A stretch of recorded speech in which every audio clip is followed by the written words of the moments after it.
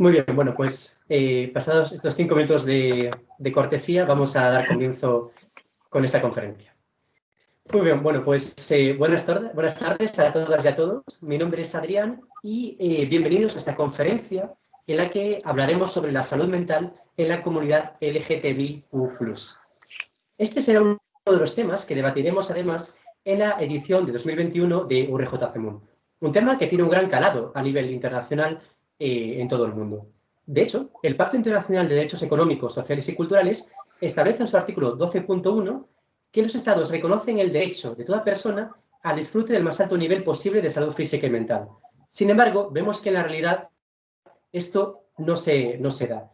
Y concretamente en el colectivo LGTB vemos que sufren a diario en el mundo discriminaciones y son criminalizados, lo que vulnera sus derechos humanos. Y esto tiene un impacto en su salud mental, la cual se ve deteriorada. Por ello, diferentes organismos, como puede ser, por ejemplo, la Oficina del Alto Comisionado de Naciones Unidas para los Derechos Humanos, en varios informes ha instado a los gobiernos a intentar erradicar esta situación.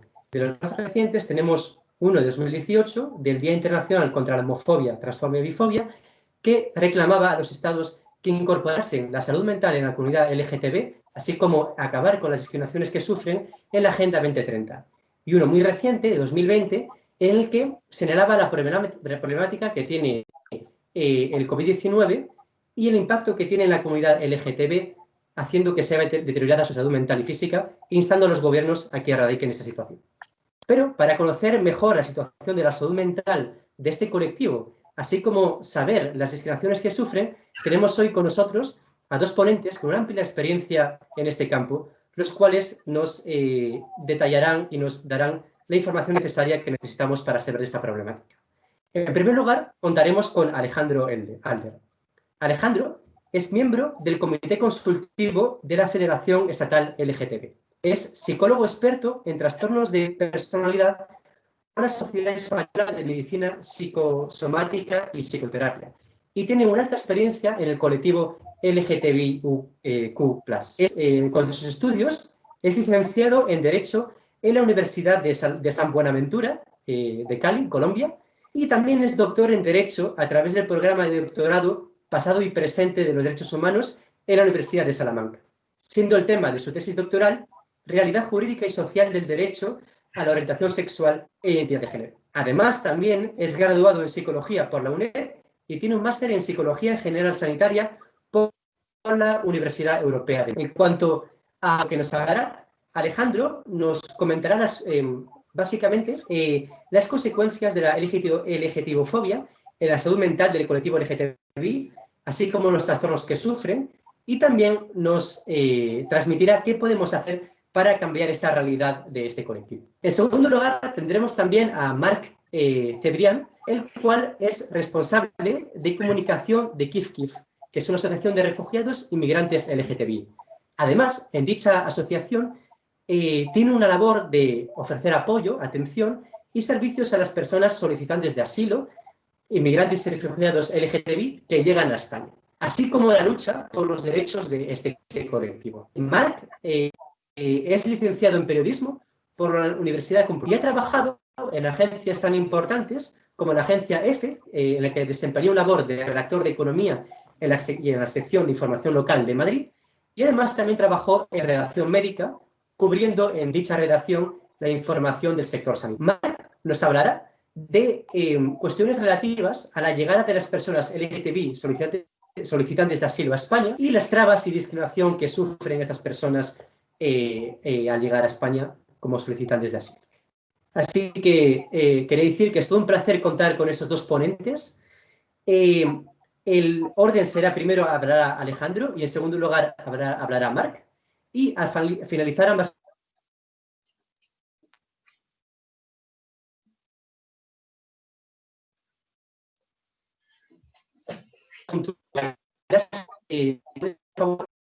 escriban por el chat y yo me encargaré de transmitirlas a los ponentes para que las puedan ir respondiendo. Así que nada, doy paso entonces a Alejandro y de nuevo bienvenidos a esta conferencia de la salud mental en la comunidad LGTBIQ+. Adelante, Alejandro. Bueno, muchísimas gracias, Adrián, muchísimas gracias a Due, En nombre de la FELGTB, estamos más que agradecidos que se visibilice esta realidad, ¿no? Vamos a hablar de salud mental. Vamos a tener en cuenta que la salud mental hace parte de la salud del ser humano, que a veces a la salud mental se la ha dejado como la hermana excluida del ámbito sanitario y nos olvidamos de ella. La salud mental también tiene que ver con los derechos humanos. Y cuando hablamos de derechos de personas LGTBI, estamos hablando de derechos humanos. Cuando hablamos entonces de salud mental del colectivo LGTBI, también estamos hablando de derechos humanos. ¿Por qué? Porque hay una realidad que es la realidad de la LGTBI-fobia. La LGTBI-fobia es la discriminación que hay por razón de orientación e identidad de género. Y esto a nuestro colectivo, a la diversidad sexual, nos ha afectado. Nos ha afectado en múltiples formas. Cada uno, cada una dentro de su propia experiencia. También cada una y cada uno tiene su forma de verla y su perspectiva de cómo ha afrontado esto. Ahora, después de explicarlo primero, voy a profundizar en esta segunda parte. Entonces nos encontramos que esta LGTB-fobia, que tiene sus raíces en el machismo, conecta con unas heridas de rechazo y de abandono y que se pueden, digamos, entender como huellas emocionales que se van quedando en el ámbito emocional de la persona y también como esquemas cognitivos, formas de pensar que se quedan instauradas en nuestra mente, ¿no? ¿En qué ámbitos nos puede afectar la LGTB-fobia? En el ámbito familiar, en el ámbito interpersonal, en el ámbito educativo, en el ámbito laboral. En todos estos ámbitos también interactuamos con la parte emocional. Yo entiendo que el sufrir LGTB-fobia en lo que es el contexto de la familia, en los sistemas familiares, pasa una factura psicológica profunda. ¿Por qué? Porque cuando un niño está creciendo, cuando un adolescente se está desarrollando, cuando se está identificando, cuando se está encontrando, el hecho de recibir un rechazo por parte de las personas que en teoría tienen que cuidarle, tienen que apoyarle, tienen que acompañarle en su proceso de desarrollo, es una situación compleja. Es una situación compleja que puede alterar el cómo se relaciona esa persona con las emociones. En general, a los seres humanos no nos han enseñado a relacionarnos con la parte emocional, con la gestión emocional. Todos tenemos derecho a sentir miedo, tenemos derecho a sentir rabia, tristeza, frustración, alegría, asco. Pero nos castran emocionalmente porque no nos han enseñado. Entonces, si a esto le sumamos una realidad de rechazo, una realidad de abandono por quienes en teoría tienen que cuidarnos y nos quieren, ahí se crea unos lazos o unos vínculos ambivalentes. Yo quiero a mi familia, pero mi familia también me rechaza como soy. O yo escucho que mi familia, si no he salido del armario, si no lo he hablado con mi familia, yo escucho que mi familia habla despectivamente de algo que yo creo que soy o de cosas que yo siento, ¿no? Muchos de nosotros hemos crecido con esta premisa, con esta idea en la cabeza, sin entenderlo. Entonces, no es lo mismo, y me voy a meter ya un poco más en el ámbito educativo, vivir un acoso escolar por razones de gordofobia, ¿vale? Que se le haga bullying a un niño por ser gordito, que se le haga bullying a un niño por ser LGTBI. Y explico el por qué. Porque un niño que tiene sobrepeso puede ir al profesor y decirle lo que está pasando. Pero el hecho de que un niño LGTBI o un adolescente LGTBI vaya y acuda a su centro educativo y le diga a sus profesores que está pasando una discriminación por razones de identidad o orientación sexual, implica que el chaval o la chavala salga ya del armario.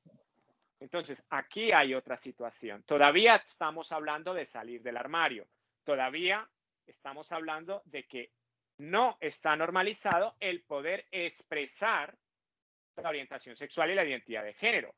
Y estamos en un contexto, en un foro donde hablamos también de derechos humanos. La expresión del ser es parte de los derechos fundamentales, es parte de los derechos humanos. Entonces, esa violación a ese derecho humano afecta nuestra salud mental, afecta nuestra salud emocional. ¿Qué pasa con esto? La percepción, ¿cuál es la percepción de la comunidad LGTBI al respecto?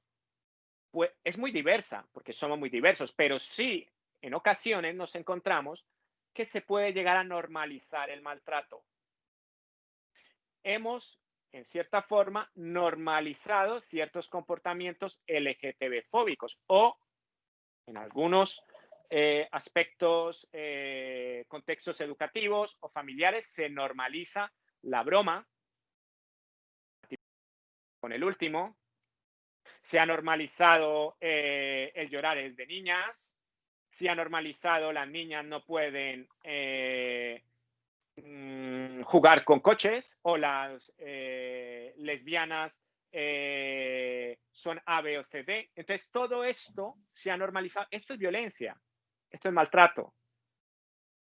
Otra cosa es que no nos enteremos. Y, de hecho, espacios como estos son importantes para hacer consciente lo inconsciente, para hacer consciente ese maltrato que se ha ido introduciendo individualmente en cada uno de nosotros y que se ha expresado colectivamente y automáticamente repetimos ciertos patrones, ¿vale? A día de hoy, por ejemplo, nos encontramos con que se está cuestionando la realidad de las mujeres transexuales, donde, a mi parecer, es un acto absolutamente violento hacia el colectivo de mujeres transexuales. Porque nadie es quien para decir o afirmar que una persona es o no es. Y el hacerlo hace un daño en sus derechos humanos, pero sobre todo en la salud emocional de estas mujeres. Y creo que es importante hablar de esto también para crear conciencia, para cuestionarnos también de lo que hacemos, de lo que decimos, cómo puede afectar a las demás personas, para hacer un ejercicio de empatía. Empatía en la sociedad y empatía también dentro de nuestro colectivo. Porque nuestro colectivo también, a veces, por el daño que hemos recibido, hemos tendido en algunos momentos a atacarnos entre nosotros mismos, ¿no? Por diversas razones. Vamos a hablar, por ejemplo, de cómo ha afectado el machismo y la LGTB-fobia a los roles sexuales. Muchísimas veces las personas, los chicos que ejercen un rol sexual pasivo, sufren pasivofobia. Más pluma, o las chicas que tengan más pluma, o que no haya un respeto hacia las personas que se identifiquen como no binarias, ¿no? Todos estos detalles afectan a la salud emocional y a la salud mental de las personas. También está la LGTB-fobia interiorizada. Por supuesto que el haber vivido ciertas circunstancias que nos han hecho daño pueden crear una situación de homofobia interiorizada. Esto también es un punto que cada persona tiene que llegar a valorar, a ver hasta qué punto nos aceptamos, nos queremos como somos. Y si hay algo que no está, digamos, en armonía en nosotros, hay que ver qué ocurre, el por qué. Y yo animo a las personas en general, pero estamos hablando de un contexto de personas LGTBI, que acudan a profesionales cuando se sientan mal. Si nos quebramos un hueso, vamos al hospital. ¿Por qué no acudimos a un profesional de la salud mental cuando estamos emocionalmente, mentalmente un poco down? Esto es importante tenerlo en cuenta. Tenemos que familiarizarnos con la psicología. También tenemos que normalizar la psicología. El colectivo LGTBI empezó a crear una igualdad legal. Mi organización lideró el poder conseguir una ley de matrimonio entre personas del mismo sexo, una primera ley que hablaba de identidad de género en el 2007. Esos han sido los primeros pasos para poder hacer un cambio profundo. Porque primero tenía que haber un contexto legal para después pasar a lo real, que es en lo que estamos trabajando. Cuando yo hablo de lo real es lo más tangible. La igualdad real no es la misma que la legal. La igualdad real es un cambio de conciencia. Pero para que haya un cambio colectivo de conciencia, primero una gota más otra gota tiene que hacer oleaje. Primero tenemos que cambiar nosotros individualmente para que así la expresión de la colectividad, cada vez que cambie uno más, sea diferente. Y para eso, repito, tenemos que ser conscientes, conscientes de lo que nos pasa, conscientes de cómo nos tratamos y conscientes de cómo está nuestro colectivo. Como organizaciones, en general, las asociaciones LGTBI tienen sus servicios de atención, tienden a ayudar a nuestra gente, pero también es importante, y aquí hago una crítica constructiva a todo el movimiento LGTBI, tenemos que empezar a vernos nosotros como activistas, nosotros como miembros de las asociaciones, cómo estamos nosotros interiormente, qué daño tenemos, qué situación nos activa la impulsividad, qué situación nos activa o nos recuerda ciertas cosas, ciertos daños. ¿Por qué? Porque voy a hacerlo, digamos, voy a explicarlo en esta metáfora. El sanador no puede sanar si no ha sanado primero. Y yo creo que este es el reto que tenemos como movimiento social, empezar a vernos para enseñarle a otros a que empiecen a verse interiormente, a que empiecen a verse sus emociones, a que empiecen a valorar cómo están gestionando su realidad emocional. Porque tenemos una particularidad. Hay una situación identitaria. De hecho, por eso en la psicología hay un enfoque que es la psicología afirmativa, dirigido hacia personas LGTBI. ¿Por qué? Porque no tenemos un mismo contexto como las personas heterosexuales. Nosotros tenemos nuestros propios códigos, tenemos nuestra forma de relacionar. Y en ese sentido es importante que tengamos esto en cuenta. Es importante también que un paciente, por ejemplo, LGTBI, se acude donde un terapeuta, ese terapeuta, da igual su orientación sexual o su identidad de género, esté formado en psicología afirmativa, esté formado en esta realidad para que sepa y tenga la capacidad de ayudar a esa persona. Adrián, si me voy acercando al tiempo, me dices, ¿vale? Por favor. Vale, perfecto. Entonces, ¿cómo nos tratamos nosotros mismos? ¿Cómo nos evadimos nosotros mismos hacia las emociones? ¿Qué pasa cuando tenemos un problema? ¿Qué pasa cuando estamos viviendo una adolescencia totalmente difícil, donde no tenemos a quién acudir? ¿Qué pasa cuando tenemos homofobia interiorizada? ¿Cómo podemos canalizar esas emociones si no las sabemos sentir? Si no podemos llegar a ellas, si no sabemos qué sentimos, si confundimos el pensamiento con la emoción. Nos ponemos a trabajar todo el día como un acto de escape. Podemos consumir sustancias. Podemos darnos un atracón de comida o acudir al alcohol. Ojo, esto le pasa a cualquier persona, pero estamos hablando del contexto LGTBI. Entonces, el problema de ciertas circunstancias es porque detrás de eso no hay una cultura de la emoción, no hay una cultura de la expresión emocional, de enseñarle al individuo a decirle, tienes todo el derecho de tener miedo, tienes todo el derecho de tener rabia, tienes todo el derecho de sentirte asustado. Ahora, tampoco se enseña a canalizar esas emociones, a canalizar la rabia. ¿Qué nos lleva a esto? A que nosotros como colectivo, al vivir experiencias más complicadas y más complejas, estamos más expuestos a desarrollar más depresión, más ansiedad. Estamos más expuestos a desarrollar más situaciones de disfuncionalidad emocional y mental. ¿Por qué? Porque hemos vivido una situación de rechazo, de abandono y de discriminación que en muchos de nuestros casos ha sido muy complejo. Ahora el compañero posteriormente hablará de la realidad de los inmigrantes LGTBI, que es mucho más compleja. Entonces, si hablamos, por ejemplo, de una mujer lesbiana, que sea transexual, que sea de origen étnico negro, que sea extranjera y seropositiva, podemos hablar de múltiples discriminaciones. ¿Cómo encaja un individuo así un ataque LGTB-fóbico en un ambiente familiar? O un bullying en el ámbito educativo, o un moving en el ámbito laboral.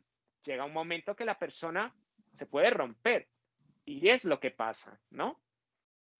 Hay unas etapas en donde nosotras y nosotros estamos mucho más vulnerables. ¿Cuáles? La preadolescencia, la adolescencia, la juventud, los adultos jóvenes. Estamos más expuestos a ataques LGTB-fóbicos. Esto no lo digo yo como Alejandro Alder, lo dicen estudios, tanto aquí de España como en Estados Unidos, como en otras partes de Europa. Y estos estudios hablan que es en estas edades, de 10 a los 25 años y sobre todo de los 15 a los 20, donde el colectivo LGTBI se encuentra con más discriminación. Estamos hablando de etapas de la juventud donde estamos más expuestos a cambios fisiológicos, a cambios hormonales, donde nos sentimos muy solos, donde estamos cualquier ser humano encontrando nuestra identidad, y esto nos lleva a que estamos más expuestos a procesos suicidas. Nuestro colectivo tiene un índice de suicidio mucho más alto. Y cuando hablo de procesos suicidas, hablo de ideación, planificación e intento de suicidio. Son 3. Aparte de los intentos, de los procesos suicidas, hay otros procesos disfuncionales que son los procesos autolíticos, conductas autolíticas. La autolisis también tiene ideación, planificación y consumación.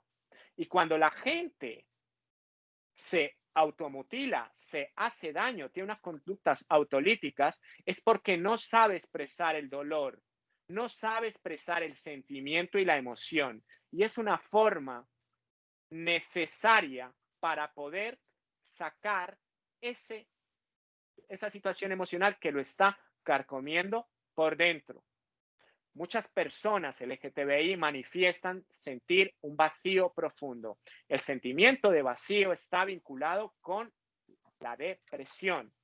Y cuando la persona se queda tan anclada en esos aspectos y no tiene ayuda, hay un peligro alto de suicidio. Y es bueno que hablemos de suicidio. Es bueno que hablemos de suicidio porque entre más se hable, más se conoce y damos más la oportunidad a quien aquí nos está viendo o nos vea posteriormente que busque ayuda, que vaya a las organizaciones LGTBI, que acuda a psicólogos que sepan manejar de este tema. Porque lo que no puede ocurrir es que nuestros adolescentes y nuestros jóvenes se estén suicidando. Personalmente, del verano hasta ahora, sé de 2 personas LGTBI jóvenes que se han suicidado aquí en España. ¿Cuántos más en el mundo? Donde nos lo están diciendo los estudios. Entonces, ahí tenemos que tener cuidado. ¿Qué pasa con nuestros niños? ¿Qué pasa cuando un niño crece escuchando que papá y mamá no aceptan a los gays, a las lesbianas, a las personas trans? Vamos a hablarlo también con la realidad. ¿Qué pasa con una niña trans que está escuchando que le critican su sentir, su expresión del ser, su identidad de género? ¿Qué daño está causándose ahí? ¿Cuántos esquemas cognitivos se quedan instaurados en la más temprana infancia que después se pueden desarrollar más adelante como traumas y que más adelante van a pasar una factura psicoemocional a la persona en la juventud o en la adultez. Es importante que tengamos esto. Entonces podemos concluir que las consecuencias de la LGTB-fobia en la salud mental pueden ser ansiedad, depresión, sentimiento de vacío, indefensión, frustración, evitación, nos expone más a adicciones, nos expone más a procesos suicidas, nos expone más a procesos autolíticos. Hay estudios en Estados Unidos donde hablan que las personas, las mujeres transexuales jóvenes y los chicos gays tienden más a tener procesos autolíticos también, por ejemplo, quemarse con el cigarrillo, con el tabaco, dar puñetazos en la pared, hacerse cortes cutáneos, y dependiendo de donde se haga el corte, se ve la profundidad del dolor emocional, porque si el corte es en los brazos, se puede identificar más fácilmente, pero si el corte es en el abdomen o en los muslos, es difícil, alguien puede identificarlo. Entonces, ahí también se puede ver el daño emocional que puede haber. Es importante que tengamos estas ideas claras de que el discriminar hace daño y pone en juego la vida de las personas y ha puesto en juego la vida de muchas personas LGTBI. Esto no quiere decir que todo el colectivo de la diversidad sexual viva esta experiencia. Hay muchísimas personas que no se identifican con esta situación, que no han vivido esta situación y me parece fenomenal. Pero hay un porcentaje considerable que sí lo ha vivido y es importante como actores sociales que somos, que lo visibilicemos. ¿Qué podemos hacer desde el punto de vista de la prevención para cambiar la realidad psicoemocional del colectivo LGTB? Primero, como instituciones, como colectivos, como individuos, tenemos que tener en cuenta que no se ve. Por tanto, tenemos que hablar de esto. Por eso, agradezco a esta organización que visibilice este tema dentro de un ámbito universitario y dentro de un ámbito del colectivo joven, porque es necesario que se hable de esto. Se tiene que hablar. Tenemos que también empezar a hacer cultura de las emociones. Hablar que somos seres sintientes y como seres sintientes sentimos, que tenemos derecho a sentir, validar cómo nos sentimos, validar que si tenemos una emoción que en teoría la gente las puede llamar negativas, no pasa nada. Tenemos derecho a tener rabia, tenemos derecho a sentir miedo. Y para poder sanar las heridas, las huellas y las heridas emocionales, tenemos primero que aceptar lo que ha pasado para cambiarlo. Otra situación, creo que es una asignatura pendiente que las organizaciones LGTBI, todas, y que las instituciones y organizaciones, como por ejemplo puede ser la universidad, empecemos a crear espacios donde se normalice el ámbito emocional para que la gente tenga confianza. Y primero lo tenemos que hacer nosotros como primeros actores. Si prevenimos en esto, nos vamos a evitar muchos problemas sanitarios y sociales. En últimas, es familiarizar la parte emocional, familiarizar la psicología, familiarizar la salud mental. Eso en gran escala es el mensaje que yo he querido venir a transmitir en el día de hoy. Así que muchas gracias. No sé si me he pasado del tiempo, Adrián, o si he cumplido el tiempo que me había dado. Ha estado perfecto, Alejandro. Muchas gracias por tu exposición y por todo lo que nos has dicho sobre ese tema tan interesante. Ahora damos paso a Marc para que haga su intervención. Bueno, buenas tardes a todos, todas y todes. Gracias, Adrián, por contar conmigo y en este caso con Kif Kif y a Due también. En primer lugar, me gustaría empezar directamente la ponencia preguntando por qué una persona se ve forzada y obligada a solicitar asilo por su orientación o identidad de género. En la actualidad son 71 países en total que persiguen, maltratan, agreden a las personas del colectivo LGTBI. Para, de alguna manera, poner algunos datos sobre esta realidad, porque hablar de 71 países puede parecer un poco frío, vamos a ir con algunas noticias que en los últimos meses hemos tratado desde Kif Kif. Por ejemplo, casi 400 personas LGTBI asesinadas en Honduras desde el año 2009. Eso también para entender de qué forma, para empezar a hablar de salud mental y de qué forma abordarla, ¿no? Estamos hablando de más de 600 personas LGTBI asesinadas en El Salvador desde el año 1993. Hablamos de pena capital en Irán por ser homosexual, de 74 latigazos a una mujer lesbiana en Irán por besar a otra mujer. Estamos hablando directamente de que a las mujeres trans se les rapan, se les cortan los senos y directamente se le da muchísimo maltrato, además de persecución policial y por parte de algunas autoridades en algunos países de Latinoamérica. Hablamos de que tener VIH en Venezuela implica no poder acceder a los antirretrovirales y, por consiguiente, si no se escapa del país o si no se hace una marcha forzosa, implique prácticamente la muerte. Hablamos de palizas, exclusión familiar, persecuciones, por ejemplo, en Marruecos, y del outing, de la salida forzosa del armario en otros muchos países, sin tocar ya Arabia Saudí, Irak, etc. Todo ello lo que hace es crear un clima directamente de que estas personas, es decir, solicitantes de asilo LGTBI, migrantes y refugiados, cuando llegan a España, han vivido vivencias de presión social, homofobia interiorizada, exclusión familiar, social, persecución de autoridades, persecución política, de la policía también, vivencias postraumáticas. Y todo ello lo que engloba es problemas de aceptación de la propia orientación sexual.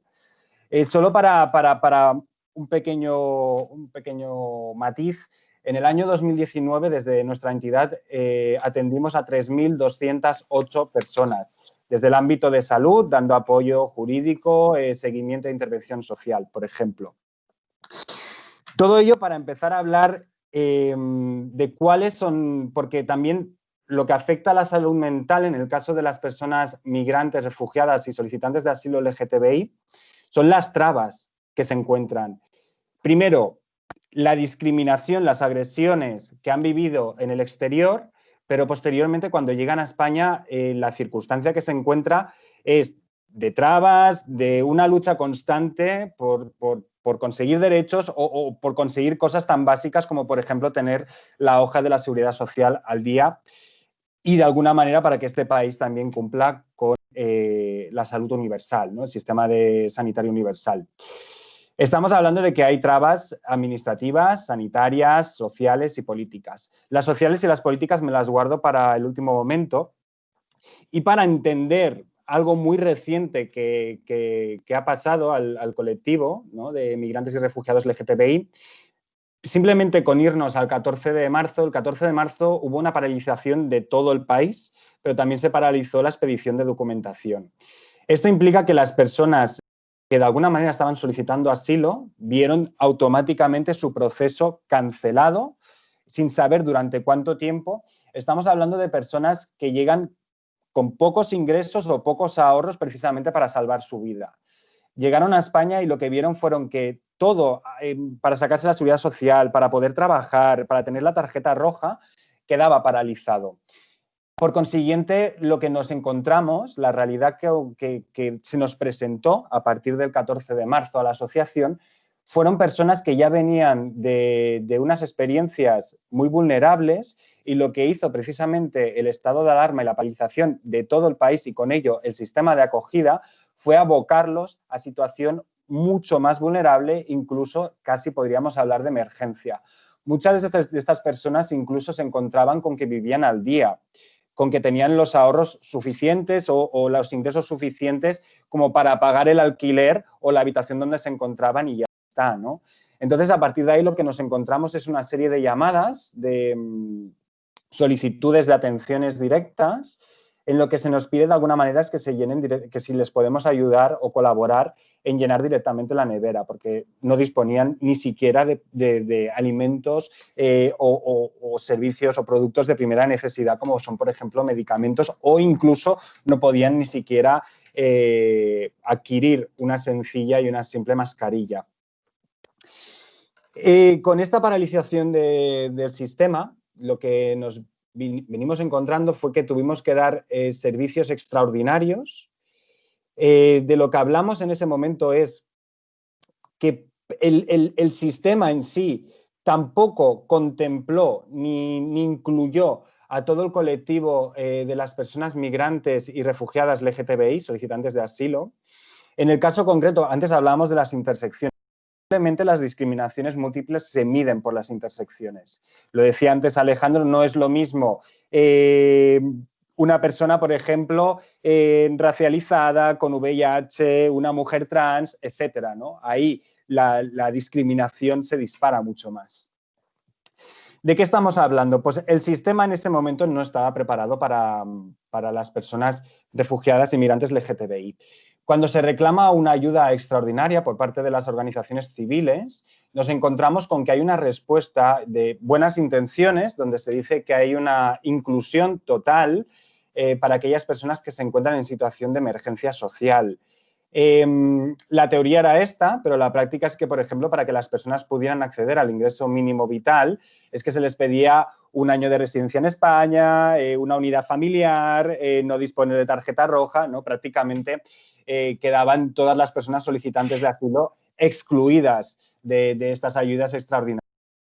Hablando de personas que en muchos casos se vieron en situación de calle. Nos llamaban precisamente para preguntarnos sobre cuáles eran los recursos de emergencia social y en muchas ocasiones lo que nos encontrábamos era que ni siquiera los recursos que acogían a personas en situación de calle incluían, por ejemplo, a mujeres, ¿no? O sea, por ejemplo, lo que se hizo en IFEMA era únicamente para hombres. Otros recursos que se hicieron también eran para hombres. Entonces, las mujeres trans, quedaban de alguna forma en exclusión, más todavía en exclusión social. Bien, ¿qué tipo de trabas también nos encontramos? Ya que estamos hablando de salud mental y de que también, de alguna manera, lo que voy a contar ahora conforma ese clima de discriminación, lo que nos encontramos, por ejemplo, cuando llegan los usuarios a las sedes de Kif Kif, es, por ejemplo, en el ámbito de la salud, en el ámbito sanitario, es que, por ejemplo, las personas se han encontrado con que les han emitido hojas de cargo en los hospitales. Esto formalmente es una factura de toda la vida, ¿no? En un país donde precisamente, como comentaba anteriormente, la sanidad es universal y pública y no se estaba cumpliendo en este sentido. Contamos también con experiencias que han vivido y han enfrentado cómo el personal no formado que entrevista durante el proceso de asilo las han preguntado cosas íntimas, incluso cosas en las que ni siquiera tenían formación, ¿no? O sea, y que el proceso al final para determinar la aceptación de un proceso de asilo se basa, por ejemplo, en cuáles son tus prácticas íntimas sexuales o bien cuáles son los colores que conforman la bandera LGTBI. Nos hemos encontrado con traductores también que han manipulado historias e incluso han agredido a las personas que han huido de sus países por ser LGTBI, por enfrentar y por vivir la LGTBI-fobia. En el caso de las personas transmigrantes, hay que decir que, por ejemplo, la Organización Mundial de la Salud solo en el año 2018 eximió la transexualidad de los trastornos mentales. Estos son 2 años. En 2 años todavía seguimos viendo muchos retos sociales, políticos, institucionales, administrativos y sanitarios, ¿no? Que de alguna manera también perjudican directamente en la salud mental del colectivo. Un colectivo, por cierto, diverso y rico que esperamos que se recoja en la ley estatal trans. Todavía la clasificación internacional de enfermedades trata la transexualidad de incongruencia de género. Por consiguiente, en lo que decíamos antes, hay muchos sectores en los que todavía ni siquiera hemos avanzado. Hay que entender una cosa. El otro día, por ejemplo, me estaba documentando por otra ponencia y tal, Y me salieron unos datos, ¿no?, de que el 22% del colectivo LGTBI se había mostrado dispuesto a votar a Le Pen en Francia. Esto es por una sencilla razón, y es que incluso parte dentro del propio colectivo, si no nos unimos, pasa lo que pasa, ¿no? ¿Y qué es lo que pasa? Que todavía hay un sector muy importante dentro del propio colectivo que considera que los derechos ya están hechos, ¿no? Como si los derechos estuvieran en las esquinas, por ejemplo, esperándonos, ¿no? Cuando se trata de seguir conquistando y de seguir garantizando los derechos humanos, porque al final los derechos LGTBI son derechos humanos y los derechos de las personas migrantes y refugiadas LGTBI son derechos humanos. Hablando precisamente de las personas transmigrantes, los datos que manejamos es que el 80% de las personas trans en España se encuentran en situación de desempleo, una cifra mucho más superior para las personas transmigrantes. O sea, que también estamos hablando de discriminación laboral, por lo consiguiente también, de alguna manera, afecta a la salud mental. Con sus experiencias vividas, el entorno laboral, las trabas administrativas que comentaba. Otras trabas sanitarias que nos hemos encontrado es que todavía personal médico sigue tratando en nombre masculino a mujeres trans que ya han hecho la transición y que ya han expresado cuál es su identidad. De alguna manera, lo que también se tiene que reclamar y concienciar, ya que estamos en un entorno universitario, yo creo que es importante, es que, por ejemplo, de nada sirve avanzar en derechos LGTBI si no avanzamos en el derecho de todo el colectivo, ¿no?, de las personas migrantes, refugiadas y solicitantes de asilo. Por ejemplo, las personas transmigrantes tienen muchas más dificultades a la hora de cambiar su nombre en los documentos oficiales, y esto se tiene que contemplar. Para ir acabando, me gustaría comentar que todavía seguimos viviendo pues, las discriminaciones sociales que comentaba, pero también políticas. Por ejemplo, hoy en el debate del Congreso, no sé si lo habéis visto, pero estaba Garriga diciendo, por ejemplo, el tema bueno, que los inmigrantes ilegales, que es algo muy recurrente de esta formación y de la ultraderecha en Europa en general, si agredían a un niño, ¿no?, pues se tenía que entender, con mucha ironía lo estaba diciendo, que era un tema de entre niños, ¿no? Y además aprovechaba de alguna manera para bueno, darle un bofetón al gobierno. Bien, este es uno de los problemas que también se encuentran las personas migrantes y refugiadas LGTBI cuando están en España. Ya no hablo únicamente de la Unión Europea. Tenemos que hablar de una cosa muy importante, y es que la Unión Europea ha crecido en el último año, tal y como informa ILGA Europe, el discurso del odio. Y no es casualidad que este discurso del odio haya ido en aumento con el aumento también de la ultraderecha, ¿no? Entonces, en este sentido, comentar que todavía siguen habiendo medios de comunicación, todavía siguen habiendo fuerzas políticas, todavía siguen habiendo organizaciones de ultraderecha que siguen, de alguna manera, hablando de personas ilegales, hablando, por ejemplo, de condición sexual, como si la orientación sexual fuera algo que tú te pudieras poner cada mañana a tu gusto, ¿no? Y esta es la realidad con la que nos encontramos. Parece que sea algo muy mínimo, pero la realidad es que eso es simplemente el principio de un discurso, y es el discurso del odio. En este discurso del odio se empieza directamente hablando de personas ilegales y se acaba mintiendo y creando fake news sobre noticias que nada tienen que ver con la realidad. Hablando de la salud mental, el 14 de marzo también empezó de alguna manera el tema de las fake news contra las personas migrantes LGTBI.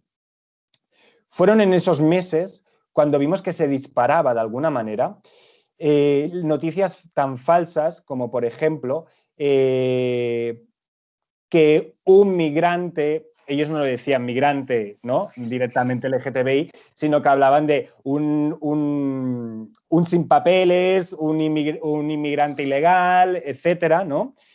Había agredido a un español en no sé cuántos, y además siempre seguían el mismo patrón, ¿no? había sido en un metro, había habido a mucha gente afectada, esa persona además era beneficiada por una serie de ayudas. También se han disparado el tema de las ayudas para las personas migrantes y para el colectivo LGTBI, cuando nada más lejos de la realidad, ¿no? De lo que estaba comentando, las personas solicitantes de asilo, simplemente por no cumplir con las condiciones de unidad familiar, perdón, de unidad familiar, con no tener un año de residencia en España, quedaban excluidas de ese ingreso mínimo vital.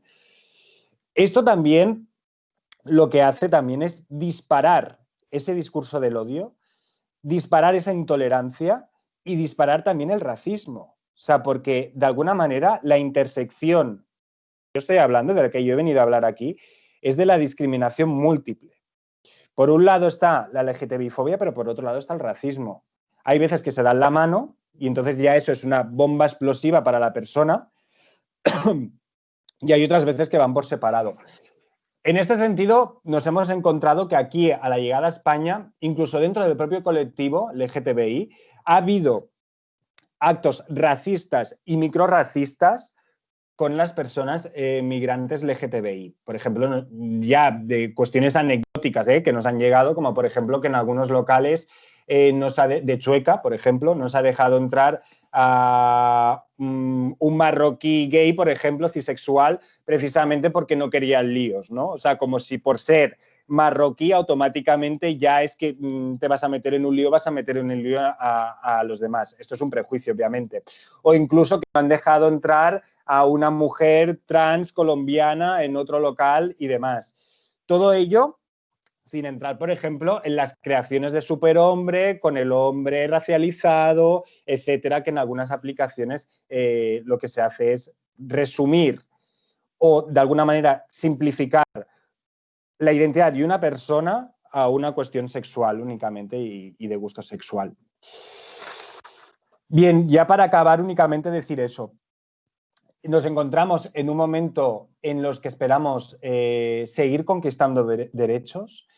Hay que decir que los derechos de los migrantes, las personas refugiadas y solicitantes de asilo LGTBI son derechos humanos.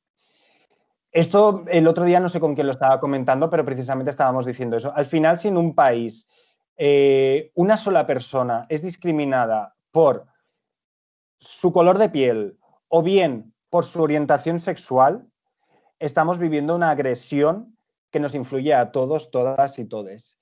Y estamos viviendo una sociedad, al final, que no es ni inclusiva ni diversa. Solo una sociedad inclusiva y diversa nos va a beneficiar a todos, de alguna manera, y va a garantizar los derechos humanos de todo el colectivo.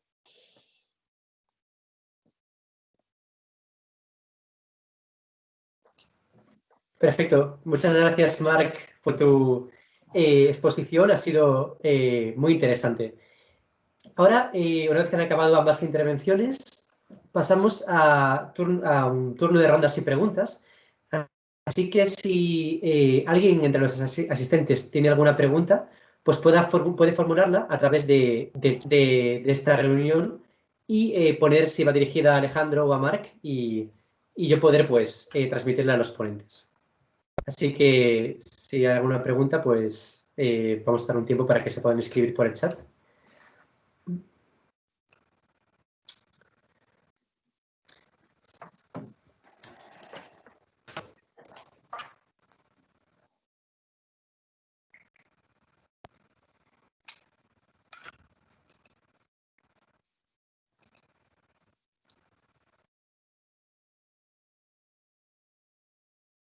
Bien, bueno, mientras esperamos, yo sí que tenía un par de preguntas, así que voy a aprovechar ahora y hacerlas.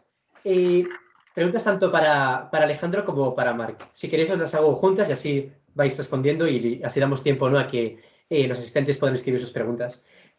Para Alejandro, en primer lugar, quería preguntarte sobre, has hablado del tema de la psicología en relación con el colectivo LGTB. Te quería preguntar, en cuanto al ámbito de la educación, tanto educación primaria como secundaria o también universitaria, ¿qué debería hacerse en cuanto a la educación para mejorar las clases y la educación en cuanto a temas de psicología en relación con el colectivo LGTB? Es decir, ¿en qué puntos crees que flaquea la educación en ese sentido y qué se debería hacer para mejorar? Y luego, a ti te quería preguntar también sobre el tema, hablabas del tema del asilo en cuanto a relación al colectivo LGTB. Te quería preguntar cuál es la situación en España o en el mundo en general de los solicitantes de asilo, los cuales además son refugiados, escapan, por ejemplo, de un conflicto armado y además son colectivo LGTB. ¿Qué trabas sufren esas personas y qué se podría hacer para reducirlas? Así que nada, adelante os dejo para que respondáis. Y bueno, ya hay algunas preguntas por el chat, o sea que luego os las leo. ¿Quién empieza? Alejandro, tú mismo, si quieres. Bueno, ámbito educativo, pues muchas cosas. Empezando por formación, ¿vale? Formación al profesorado para ir fomentando que se haga una enseñanza inclusiva, respetuosa en la diversidad en general. Y dentro de la diversidad, evidentemente, la diversidad sexual, matizar todos esos colores de nuestro diverso colectivo. Por eso nos representamos como el arco iris, ¿no? También hay que proteger a los profesores y profesoras, porque muchísimos profesores LGTBI a veces se ven con problemas para salir del armario en su centro educativo, sobre todo en los ámbitos de la educación privada, ¿no? La educación o la educación concertada. Entonces, tenemos que tener cuidado en esto. Visibilizar libros donde los más pequeños se les enseñe que también hay parejas del mismo sexo. Mira, lo hablaba en otro taller donde una persona me dijo, yo de adolescente no sabía cómo era el coito entre dos chicos o dos chicas. Estamos hablando de sexualidad. Siempre se explica el coito solamente heterosexual, pero es que hay otros coitos. Tenemos que hablar también de referentes LGTBI en la historia. Hay muchos. García Lorca. Tenemos que hablar también cuando enseñemos historia de otros países o de otras culturas, que los indígenas apaches en Norteamérica pues tenían más normalizada la transexualidad de lo que pensamos o de lo que sabemos. O que hay esculturas en Machu Picchu donde se ha simbolizado y expresado un coito entre dos chicos. Esto también es cultura y esto es visibilidad. Entonces, todas estas cosas hay que reforzarlas. Perfecto, gracias.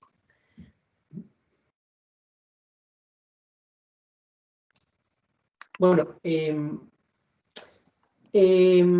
tenemos un par de preguntas por el chat, así que si os parece, las voy a decir ahora ya para dar la oportunidad también a la gente para interactuar. Y luego ya, si quieres, Marc, respondes a la otra pregunta que te había hecho. Sin así problema. damos oportunidad a la gente.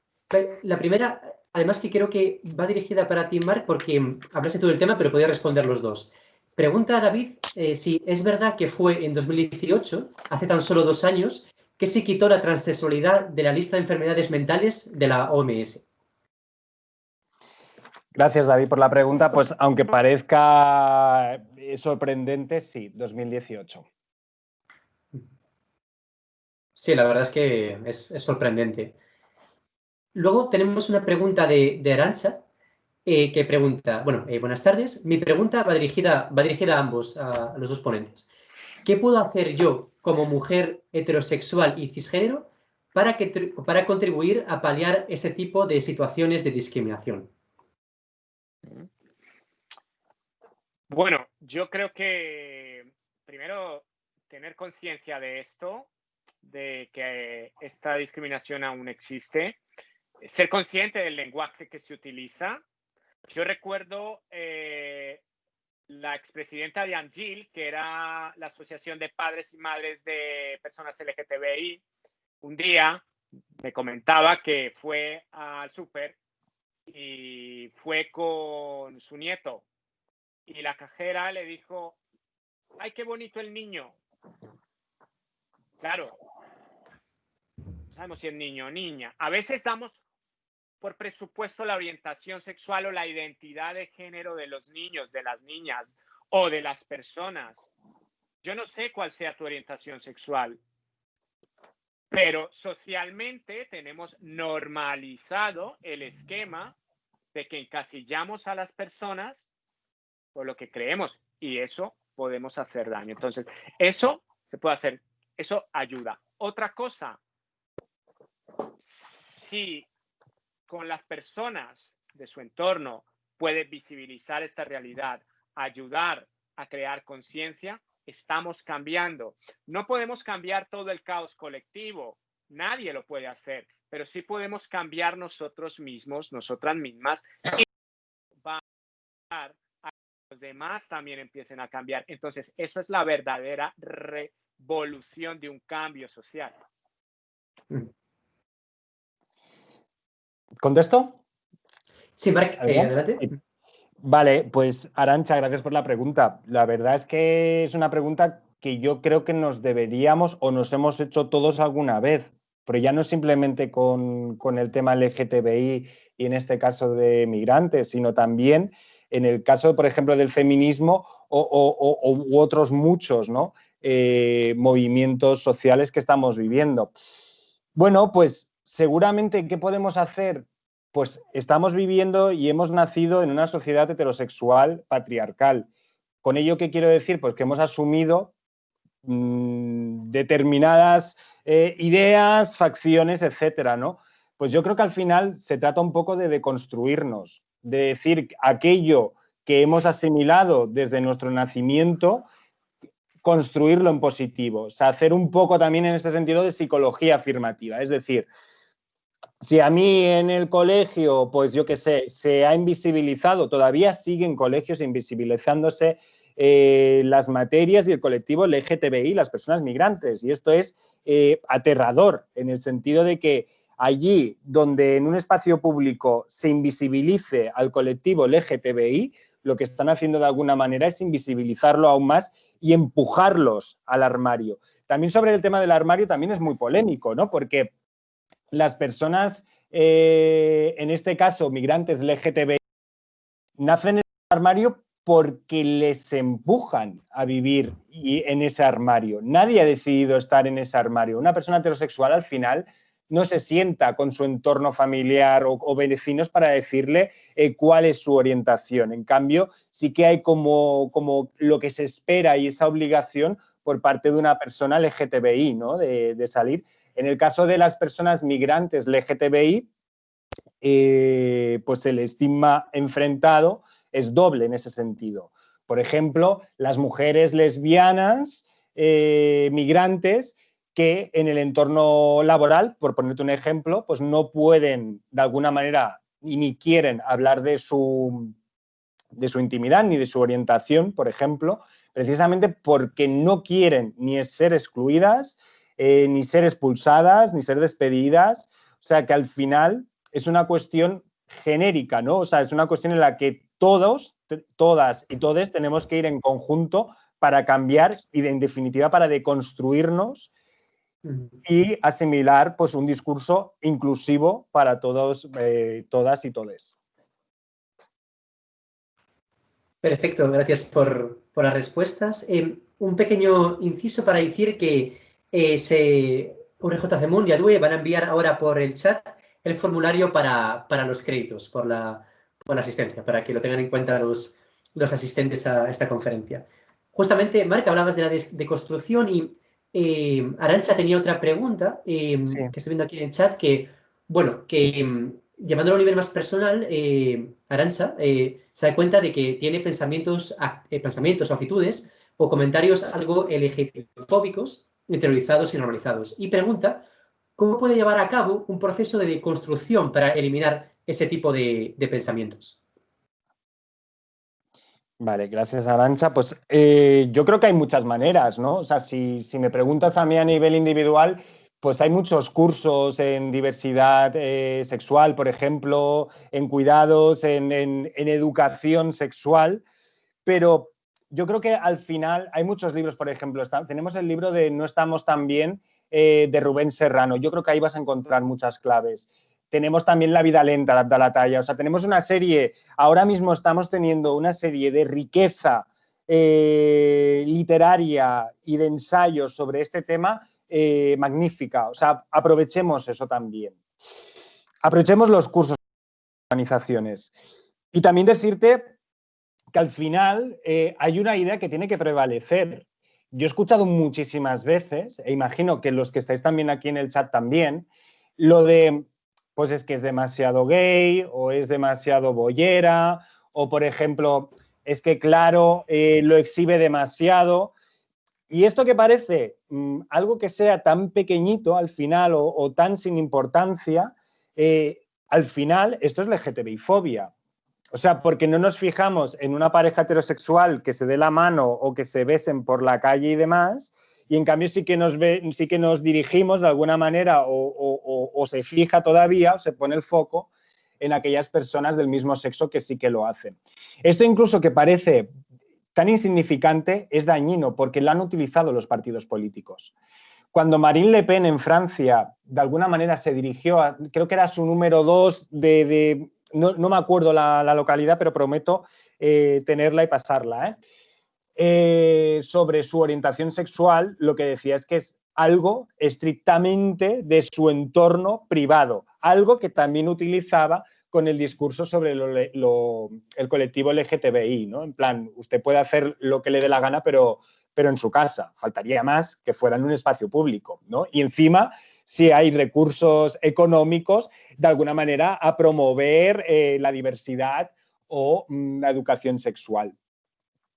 Algo que es muy peligroso, porque este mismo discurso que se puede escuchar a pie de calle, que lo utilizan, por ejemplo, las fuerzas de ultraderecha en Francia, también lo están utilizando en el Código Penal de Marruecos. Te quiero decir, en el Código Penal, creo que es el artículo 489 del Código Penal de Marruecos, el que dice que el ser LGTBI, concretamente el ser homosexual, pensemos que hay países donde el término homosexual, lesbiana, etcétera, no existen todavía. O si existen, se hacen de forma peyorativa y despectiva. Aprovechemos que hemos evolucionado y que hemos adquirido términos precisamente ricos, neutros, de todo desprovisto moral y usémoslos. Arantxa, en este sentido. Pues en el Código 489 del Código Penal de Marruecos lo que dice es esto. En plan, no hay, de alguna manera, una persecución o una medida legal contra alguien LGTBI. No. Usted en su casa puede hacer lo que le dé la gana. En el espacio público esto ya es escándalo público. Por consiguiente, yo creo que aprovechemos los recursos, aprovechemos la riqueza y aprovechemos la lucha entre todos, todas y todes a una sociedad mucho más inclusiva y diversa que al final nos beneficia a todos. Genial. Alejandro, ¿quieres añadir algo al respecto? No, yo creo que lo ha explicado Marc estupendamente. Muy bien. Tenemos también otra pregunta de David, que pregunta, ¿cómo es posible? Arantxa ha dicho muchas gracias por la respuesta de ambos y por la explicación. Ahora, con la pregunta de David, dice, ¿cómo es posible que tras un relevo generacional en el que cada vez se adoptan más valores progresistas y tolerantes en la nueva generación, puedan sucederse retrocesos en derechos en una sociedad en la que ya existía una normalización? Pregunta David. Así que es para los dos. Bueno, yo creo que aquí influye el no conocer el pasado o el no saber si llegaron a conquistar los derechos. Tenemos que saber de dónde venimos para entender cómo logramos tener lo que ahora tenemos y en dónde estamos. Si las personas que han nacido en el año 2000 o en 1999 o en el 2005 han crecido en otro contexto, y no son conscientes de la realidad que ha vivido el colectivo en los 90, en los 80, en los 70, pues esto es algo que afecta a la sociedad. La historia hay que conocerla. Hay que saber que en España habían cárceles para personas LGTBI. En Badajoz, en Huelva, en Fuerteventura. Y que el nazismo también encarceló a personas LGTBI. Todo esto hay que saberlo. ¿Qué ocurre? Que en el momento que se crece sin saber esto, se cree que todo es fácil y bajamos la guardia. Y aparte de eso, al no entender esa empatía para con las personas que han vivido o que viven esa discriminación, nos alejamos de nuestra propia realidad. Yo creo que las personas LGTBI, por nuestro propio bienestar, tenemos que buscar en nuestros orígenes para saber en dónde estamos, por qué hemos llegado aquí, cómo hemos llegado aquí y lo que ha costado y lo que tenemos que defender. Yo recuerdo que la ley de matrimonio entre personas del mismo sexo se recurrió por parte del Partido Popular y que tan solo en el 2012 el Tribunal Constitucional falló a nuestro favor. Y esto lo digo porque es un hecho, porque es así, porque es historia y porque jurídicamente desde el 2005 al 2012 estuvimos en vilo de volver tal vez a ser ciudadanas y ciudadanos de segunda. Entonces, es importante entender de dónde venimos, nuestra historia y hacia dónde vamos para que no ocurra esto. Muy bien. Marc, ¿quieres añadir Bueno, algo sobre ese tema? sí, en mi caso totalmente de acuerdo con Alejandro. Si me lo permites, Adrián, se me ha quedado algo en el tintero sobre la pregunta de Arantxa. No sé si me dejas un minuto únicamente para unirlo además con lo que me habías preguntado previamente. Las personas que vienen de situaciones y países donde se vive una guerra son precisamente casos muchísimo más extremos, ¿no? O sea, ya no arrastran únicamente las vivencias de presión social, de homofobia, LGTBI-fobia, lesbofobia, transfobia en particular, sino que además tienen que vivir esa psicología afirmativa de una manera como más recurrente, precisamente para despojarse y deconstruir todo lo que de alguna manera vienen arrastrando. Arantxa, me ha gustado la pregunta porque de alguna manera lo que estaba diciendo es qué puedo hacer yo en particular. Pero con esta pregunta que tú me has hecho, Adrián, me gustaría decir qué podemos hacer como sociedad también, ¿no? Algo va a parecer un poquito básico, sencillo lo que voy a decir. Pero, por ejemplo, para estas personas cuando llegan a España, lo que tenemos que tener en cuenta es que se les rechaza o no se les incluye a las medidas o recursos, por ejemplo. Contamos con personas que están en situación de calle, con identidades no normativas, o sea, pues de alguna manera prever este tipo de programas o ayudas también, y también en la educación, que de alguna manera lo que haga es que sea una sociedad más inclusiva, ¿no? Por ejemplo, acceder a prestaciones económicas, como cualquier otro ciudadano, sin que haya la traba del hecho de que sean migrantes o refugiados LGTBI. En el caso de las personas migrantes o refugiadas LGTBI con VIH, por ejemplo, hemos estado durante 4 meses que esas personas, por miedo y por los temores de acceder al sistema sanitario, pues, o a la emisión, por ejemplo, de facturas, lo que han decidido es o conseguirlo por vías ilícitas o bien, de alguna manera, no acercarse al hospital por miedo a que les presentaran una hoja de cargo y que no la pudieran pagar, ¿no?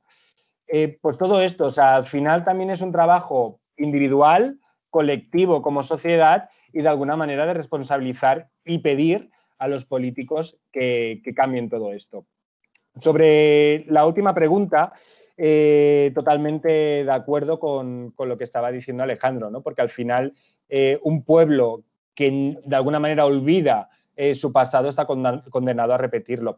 Yo creo también que es un problema también de que estamos en un momento en el que seguimos considerando que los derechos están conseguidos y nada más lejos de la realidad. O sea, que se lo pregunten a cualquier persona, por ejemplo, migrante o refugiada LGTBI, a ver qué contesta sobre esto, ¿no? O sea, por ejemplo, las trabas es a la hora de ir al médico, a la hora de sacarse la tarjeta de la seguridad social, a la hora de expedición de documentos, a la hora de ir a una discoteca, a la hora de relacionarse, a la hora de abrirse un perfil en Grindr, etcétera. O sea, la discriminación está en todos lados. Y ya no únicamente la discriminación feroz, ¿no? Sino que además hoy en día, por lo que, no sé si por lo que se considera políticamente correcto, términos y demás, que ahí también tenemos un trabajo muy fuerte de deconstrucción, han surgido los microrracismos, ¿no? Por ejemplo, en plan, cuando un hijo o hija de una segunda generación de personas migrantes se le niega de alguna manera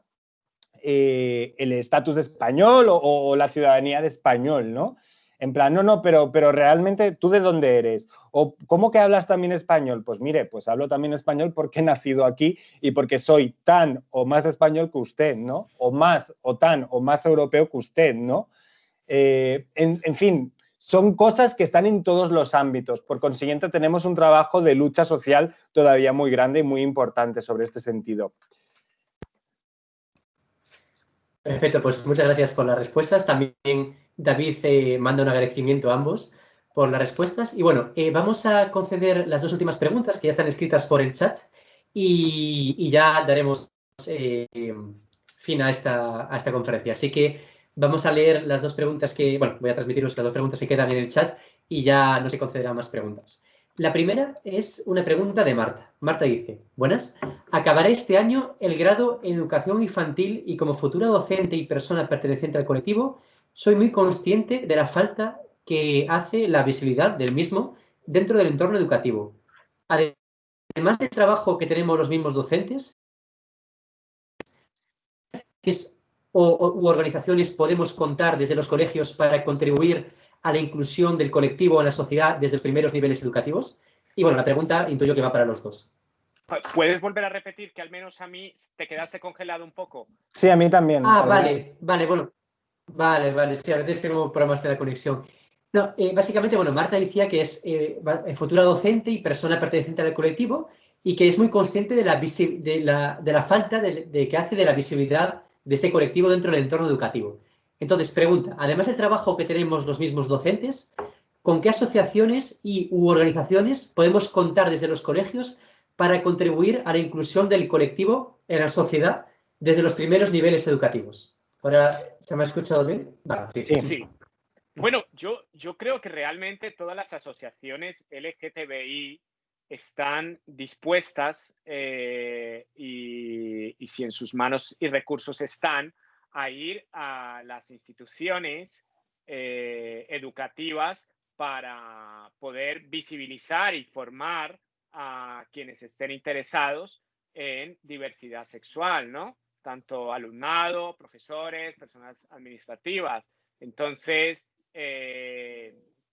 pues aquí en Madrid te puedo decir que Kogan lo hace, Bolo Bolo en Toledo, y así yo creo que todas, me imagino que Kif Kif también lo hace. Yo creo que todas las asociaciones LGTBI tienen esa parte, ese brazo asociativo que se acerca. ¿Qué hay que hacer? Pues contactar con las organizaciones, escribirles un correo, pasarse por las sedes, hablar con las personas de los institutos o escuelas públicas para que se hagan las gestiones correspondientes y hacerlo así. Eso por ese lado, pero también matizo que es importante y me parece genial que una educadora LGTBI además plantee esta situación, pero también es importante que nosotras y nosotros, como formadores, como educadores, como personal sanitario, como psicólogas, como psicólogos, como activistas, también veamos nuestra propia parte interior, qué daños tenemos para poder ser más eficaces en la transmisión del mensaje. porque no nos olvidemos que quienes estamos en primera plana, segunda, tercera plana dentro de los movimientos asociativos, quienes vamos a formar a las escuelas, a los institutos, también tenemos una historia. Entonces, hago ese punto de reflexión para que seamos conscientes que está bien mirar hacia afuera, pero para poder hacerlo eficazmente afuera, primero hay que hacerlo adentro.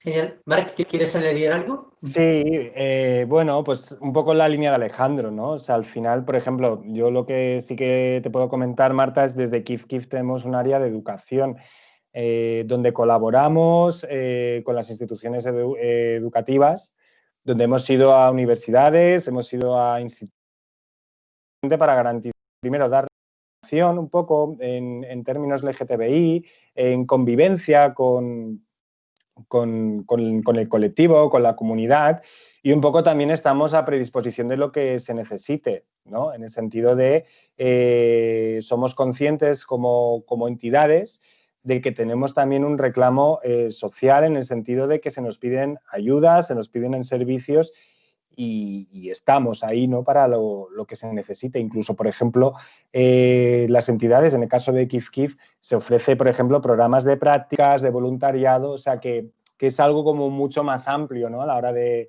la verdad, o sea, ese ámbito educacional.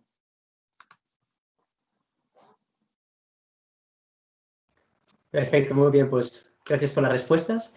Y voy a leer la última pregunta ya de esta conferencia. Es una pregunta de Inmaculada. Bueno, muchísimas gracias por parte de Marta por las respuestas también. Inmaculada dice, buenas tardes a ambos y quiero aprovechar esta ocasión para transmitiros una cuestión personal, ya que seguramente sea el caso de muchos. Me gustaría saber si podríais recomendar algún documento o alguna asociación a la que acudir que pueda ayudarnos a una amiga y a mí a aclarar algunas dudas sobre nuestra sexualidad. Dice, pues Inmaculada, yo no tengo muy claro si soy bisexual o lesbiana y ella, su amiga, tiene la duda de si podría ser asexual. Y muchas gracias de antemano a ambos. Y la pregunta va para los dos. Bueno, yo creo que es un poco en la línea de lo que tanto Marc y yo hemos hablado en el ámbito educativo, pues lo voy a trasladar a esta parte, ¿no? Las asociaciones están allí, estamos allí para eso. La FELGTB, no sé si ella reside aquí en Madrid o si está en otra parte del Estado español, pero en el caso, por ejemplo, de la FELGTB, en nuestra página web están todas nuestras organizaciones, cada organización tiene su link, tiene su forma de contacto. Si ella o ellas se sienten cómodas de pasar por la sede de la organización en donde se encuentren en su comunidad autónoma o en su ciudad, yo les animo a que lo hagan, que contacten con la asociación que quieran. En toda asociación se les va a explicar cosas, tienen sus servicios de atención, podrán hacer una atención más personalizada. Entonces yo las animo a que hagan eso. También las webs de las asociaciones, dentro de la web de la FELGTB hay muchísima información acerca de bisexualidad. De hecho, hace una semana fue el Día Internacional de la Bisexualidad, el 23 de septiembre. Hay material que puede ser útil para esto.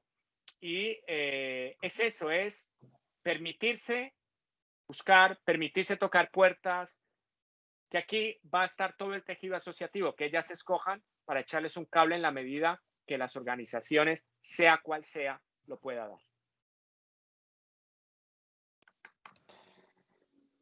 Bueno, voy para adelante, Adrián. En el caso de Kif Kif igual, ¿no? O sea, durante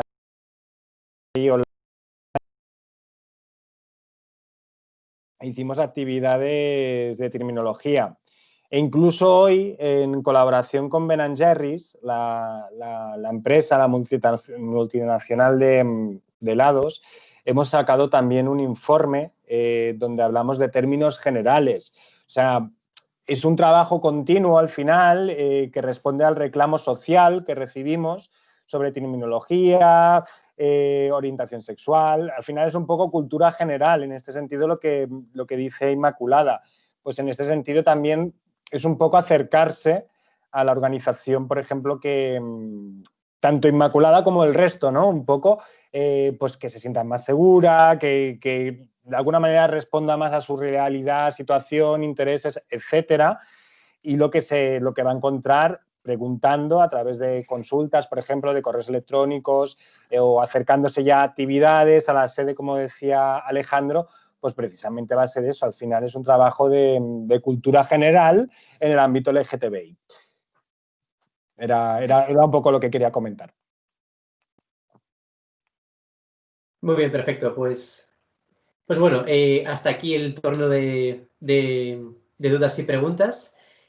Así que bueno, damos por finalizado la conferencia. Quería personalmente agradeceros a los dos, Alejandro y Marc, por todo lo que nos habéis contado y por toda la información. Ha sido muy interesante y yo personalmente he aprendido un montón, así que gracias. También quería agradecer, por supuesto, a URJC Mun y a DUE por darnos la oportunidad de tener esta conferencia tan interesante y finalmente dar gracias a todos a todas y todos los asistentes por haber acudido a esta conferencia y por haber hecho las preguntas y haber mostrado interés en esta actividad. Así que nada, muchas gracias y con esto pues da finalizada la conferencia. Y repito que tenéis bueno, el formulario para los créditos lo han pasado por el chat, por si alguno lo necesita.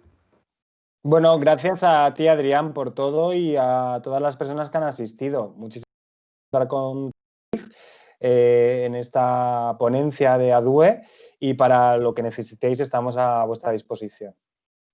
Muchísimas gracias, ADUE, Adrián, Patricia, Alejandro. De verdad que es emocionante ver que hay jóvenes que se están tomando en serio el hablar de salud mental, el hablar del colectivo LGTBI, el profundizar esto y llevarlo al ámbito universitario, al ámbito educativo. Gracias a las casi 40 personas que creo que han estado aquí online con Marc y conmigo. Y nada, a seguir construyendo, a tener conciencia de lo que hacemos y a crear una sociedad mejor. Gracias. Muchísimas gracias, Adrián, y para cualquier cosa, pues a tu predisposición también. Vale, genial, pues os agradezco un montón.